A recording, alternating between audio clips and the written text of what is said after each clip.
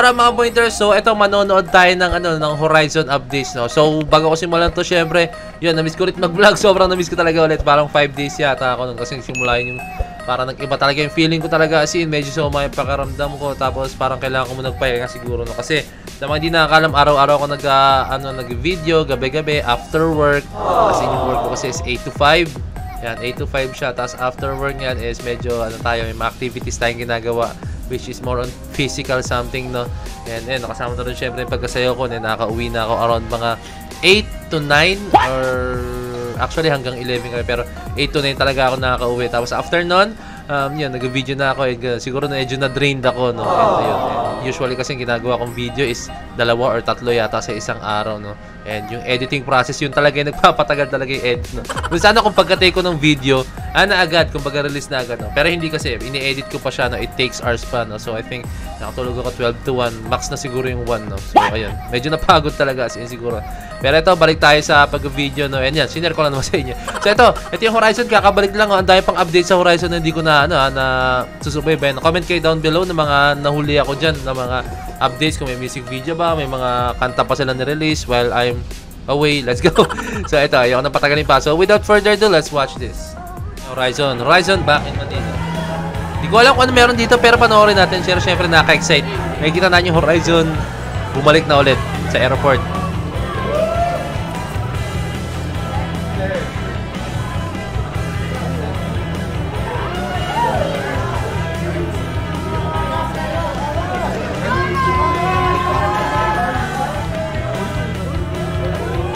Gusto ko yung pagtanggap sa kanila, at saka may mga security sila, no. Kumbaga alam nila talaga na may mangyayaring something na baka dumugin talaga sila.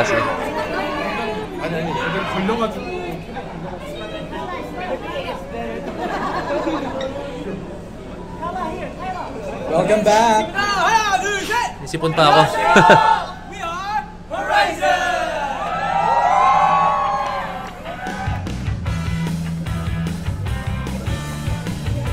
Let's go, Horizon.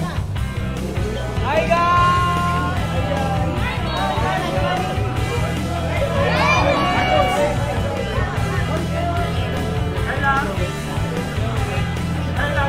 Ito makikita mo sila parang may something. Para sa akin yung something na yun is yung yung experience nila, nadala nila.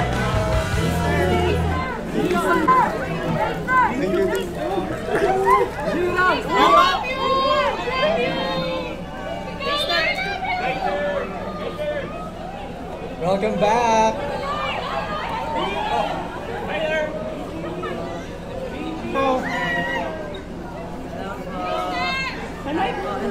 Marcos.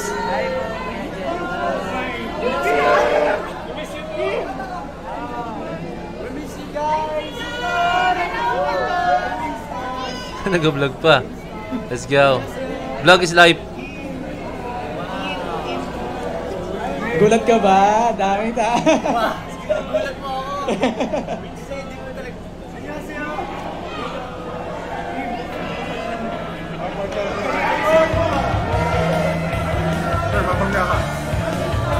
Grabe, tinumog talaga sila, oh. Pag! Solid.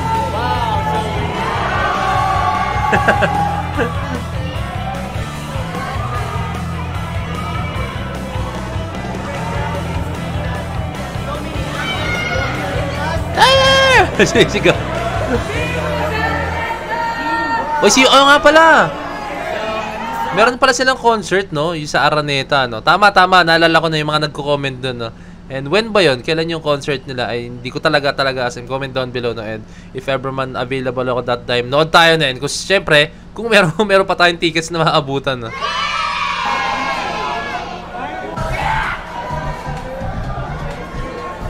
Let's go. Horizon.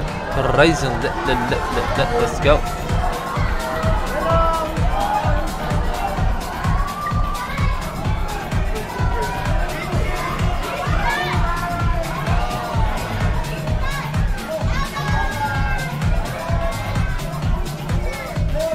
Welcome back, welcome home. Salamat po. Nakakatuwa naman po talaga. Talaga? Amazed ka ba? Daming fans. Sobra po ako na-amaze kasi. Sila nag-video ko para sa akin. Kaya natutuwa ko talaga.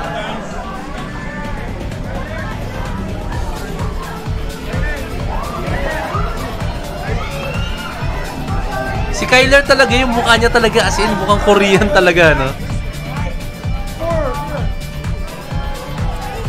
Ewan ko, natanong ko na sa inyo to before, pero si Kyler ba may lahi talagang Korean or any, ano? See you sa Araneta! Marcos! I love you, Marcos!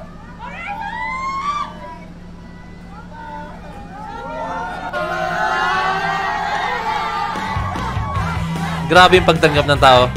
Napaka-solid.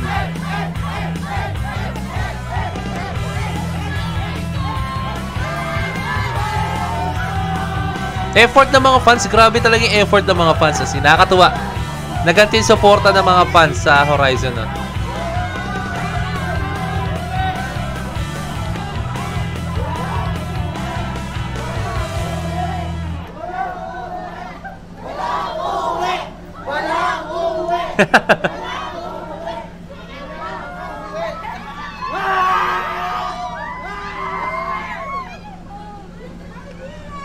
Anong masasabi niyo doon?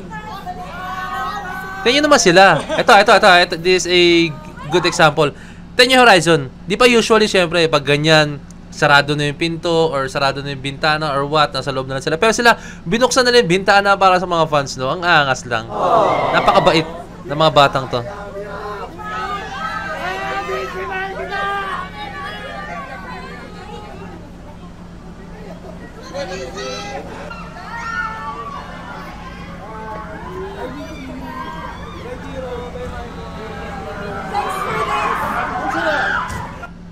Okay, yun na siya, no? So, ayun na siya, no? Meron akong gustong panoorin na isa, yung parang sa ABS-CBN, mismo, no? Pero, lalagyan ko siya ng watermark, guys, ha? Kasi proper to ng ABS-CBN. Sobrang masela ito, mga to, no? So, eto na, let's go. I don't know kung may headline dito, like, may binabalita nila, or baka, ito rin din, yung pagdating nila. Medyo malabo, mas maganda pa yung camera ng fan, ha? 240p. Shoutout ABS-CBN. Napaka-solid ng quality.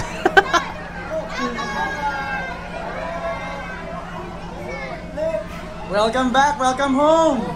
Salamat po. Ay, siya rin yun eh. Nakakatuwa naman po. Siya rin yan eh. Alam ko siya rin yan eh. So, napaka, ito, sabihin ko lang sa inyo, I want to be honest with you, no?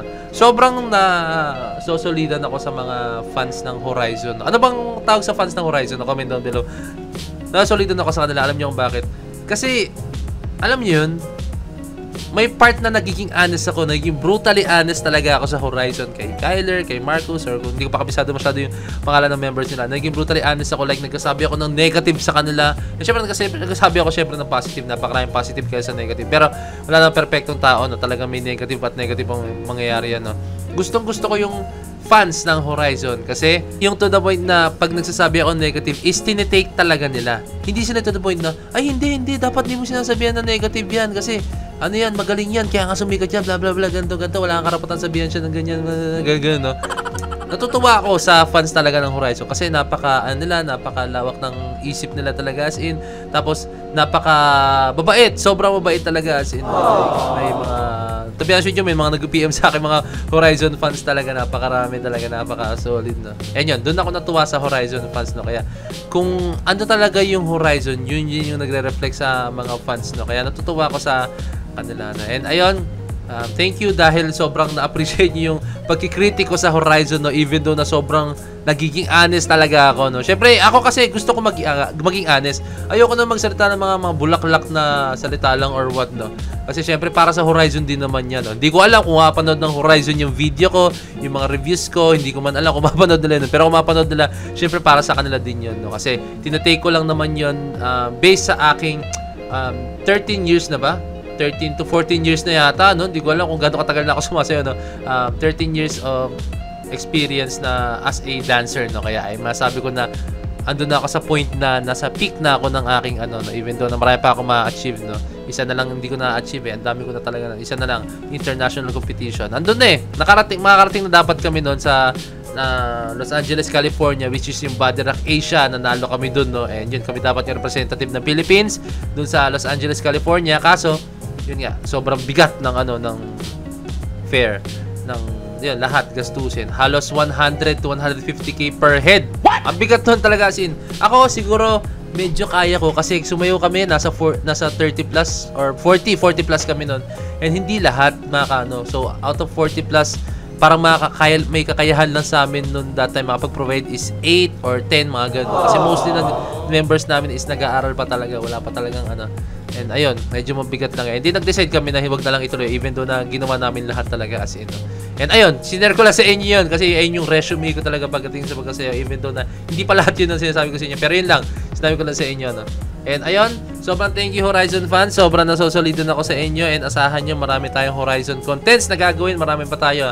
Meron pa akong mga utang sa inyo, yung mga ina-analyze ko yung galaw ng bawat Horizon members, no? Sino-sino ba? Parang natandaan ko, nagawa ko pa lang is si Marcos at saka si Jeremy, no? Jeremy, no?